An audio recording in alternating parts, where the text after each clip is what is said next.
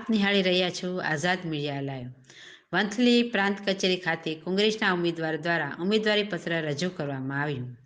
પાર્ટીના કાર્યકરો હોદ્દેદારો મોટી સંખ્યામાં ડીજેના તાલે વાજતે ગાજતે શહેરની બજારમાં રેલી સ્વરૂપે પ્રાંત કચેરી ખાતે પહોંચ્યા હતા। ગુજરાત વિધાનસભા ચૂંટણી 2022ના અન્વયે જૂનાગઢ જિલ્લામાં 5 વિધાનસભાની સીટનો સમાવેશ થાય છે, જેમાંથી 85 માણાવદર વિધાનસભા સીટને મુખ્ય સીટ માનવામાં આવે છે। આ સીટ પર કોંગ્રેસ, ભાજપ અને અપક્ષ ઉમેદવારો દ્વારા પ્રચાર પ્રસાર કરી દેવામાં આવ્યો છે। ત્યારે આજરોજ વંથલી પ્રાંત કચેરી ખાતે 85 માણાવદર સીટ પર કોંગ્રેસ પાર્ટીના ઉમેદવાર અરવિંદભાઈ લાડાણી દ્વારા બહોળી સંખ્યામાં પાર્ટીના કાર્યકરોએ હોદ્દેદારોને સાથે રાખી ઉમેદવારી પત્ર રજૂ કરવામાં આવ્યું હતું।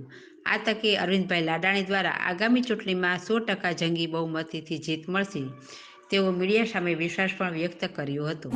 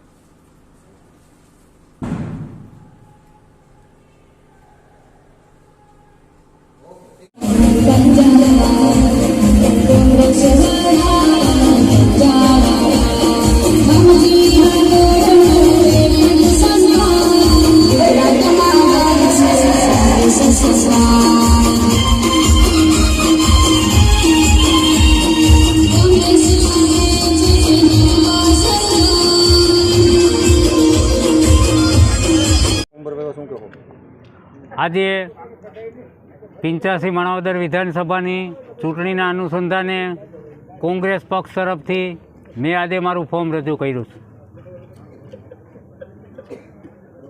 કેટલા કાર્યકર્તાઓ આગામી તમારી રણનીતિ અને કઈ પ્રકારની જીતવાની દાવેદારી નોંધાવો છો?